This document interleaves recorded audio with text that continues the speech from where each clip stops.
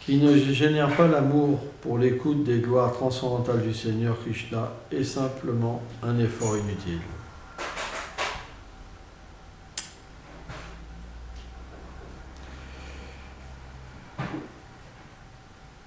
Selon mon désir, alors ça c'est le Seigneur qui parle, c'est Vishwanath qui cite le Seigneur.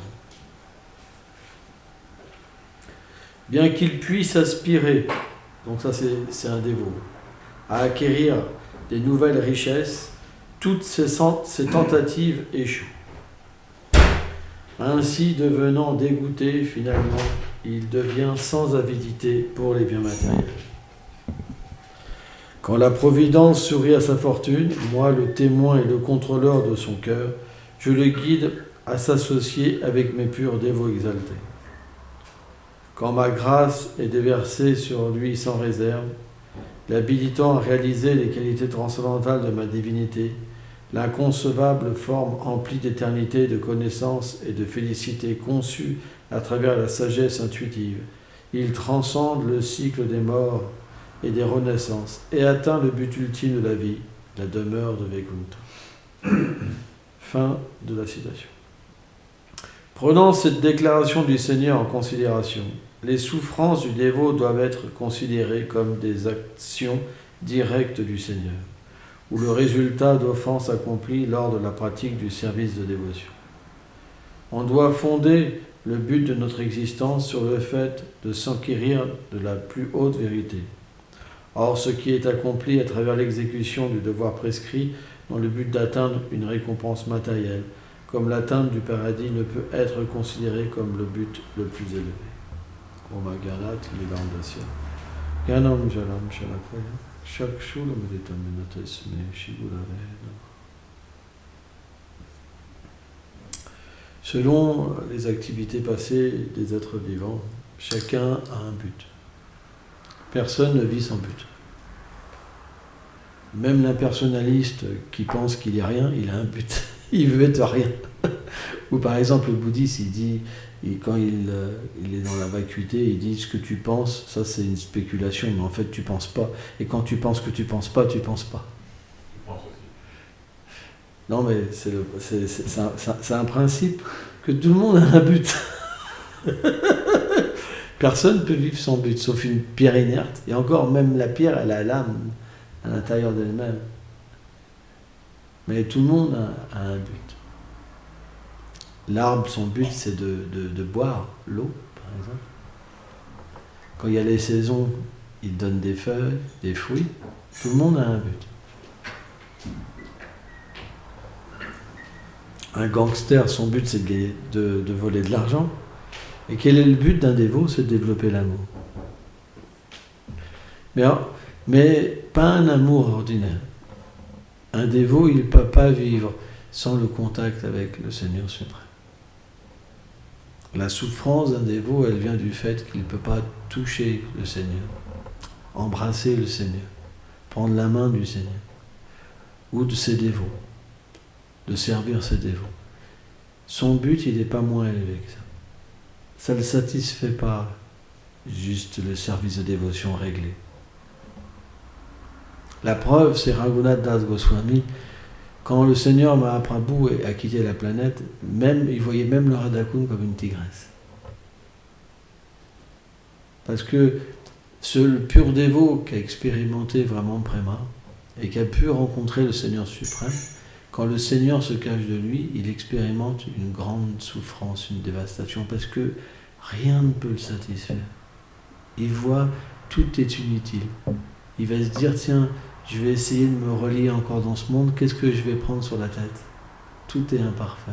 On pense qu'on va acquérir des choses, mais tout ce qu'on acquiert dans ce monde, c'est juste de la souffrance et des problèmes. Alors que l'expérience de Krishna, c'est une expérience, une véritable libération, parce que l'âme, elle peut prendre refuge de quelque chose qui lui règle tous ses problèmes. C'est toujours plus merveilleux. Dans ce monde, c'est l'inverse. Tout ce que vous faites comme plan, ça va vous faire souffrir. C'est vrai. C'est parce que les êtres ont des buts. leur but, c'est pas d'aimer Krishna. Leur but, c'est d'avoir une position dans ce monde. Et même entre religieux, on va souffrir. Parce que tous les religieux, ils n'ont pas un but qui est pur. Et quand le but n'est pas pur, alors c'est terrible.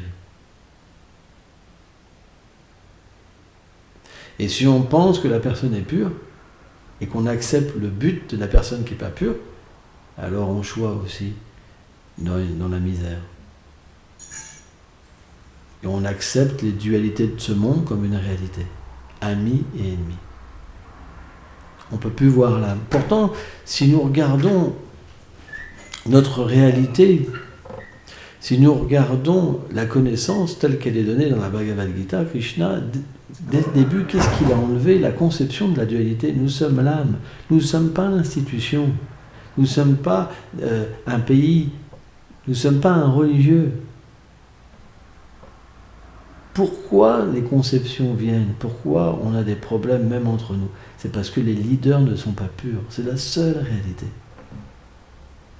C'est parce que le but du leader, il est le pouvoir. Il va vous dire, regardez, c'est que moi le pur dévot. Ils ont tous dévié là. Voyez les commentaires de ces personnes. Donc on doit absolument avoir un recul.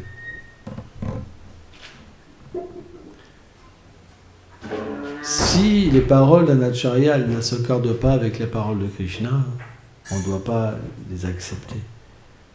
Parce que l'acharya, il est le représentant de Krishna. Donc s'il ne représente plus Krishna, il n'est plus l'acharya. Vous comprenez? Donc, s'il nous apprend que nous sommes des religieux, que les autres ils sont pas bons, etc., c'est qu'il y a un problème. Et si on commence à accepter une telle philosophie en nous, on va souffrir, on n'aura pas de paix. Et sans paix, on ne pourra pas méditer sur le Seigneur suprême. Parce que quand on va chanter le Saint-Nom, il y a plein de trucs qui vont circuler dans notre mental, tout le temps, dans notre cœur, tout le temps, on sera agité, et finalement, on va vivre en enfer. Parce que on cherchait la paix, et on a trouvé pire qu'avant. Parce que dans une condition matérielle, que celui-là qui est envieux, il ne peut pas voir qu'il est envieux. Donc il ne souffre pas de son envie. Il en souffre, mais il ne s'en rend pas compte. C'est le principe de l'ignorance. Mais quand vous vous élevez dans la vertu, et que la mauvaise conception, en fait, est dans le cœur, vous voyez beaucoup de souffrance en vous. Vous pouvez tout percevoir. Et vous voyez s'il y a quelque chose qui ne va pas. Ce n'est pas le bon chemin. Ces personnes que je suis, il y a un problème. Elle ne me permet pas de voir l'âme. Elle me permet simplement de voir entre institutions et de faire la guerre. Vrai ou pas? Donc c'est pas notre but. Notre but, il n'est pas de devenir une institution. Il n'est pas de prendre parti d'un gourou. Notre but, il est de délivrer de l'illusion. Et de voir la réalité de l'institution et la réalité du gourou. Pourquoi le gourou vient? Pourquoi l'institution existe? L'institution, c'est une réplique du monde transcendantal. C'est fait pour nous permettre d'introduire le monde de Krishna. Et pas d'obtenir une mauvaise conception. Et malheureusement, combien de dévots tombent dans la mauvaise conception? Mais c'est 95%, 98%, ils font tous que se battre. C'est pour ça que nous avons besoin de leaders qui éveillent la véritable conscience de Krishna et expliquer qu'est-ce que c'est l'institution et qu'est-ce que c'est le gourou. Sans ça, on sera perdu. On sera perdu. Et pire encore, on va apprendre aux autres à se perdre. On sera responsable même des autres.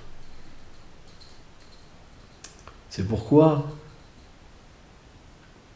on doit véritablement apprendre le bon devoir prescrit. Et déjà, il faut comprendre ce qu'est le gourou et l'institution. Si on a une mauvaise conception du gourou et de l'institution, alors le devoir prescrit, j'explique même pas. Ça sera la guerre. Merci beaucoup.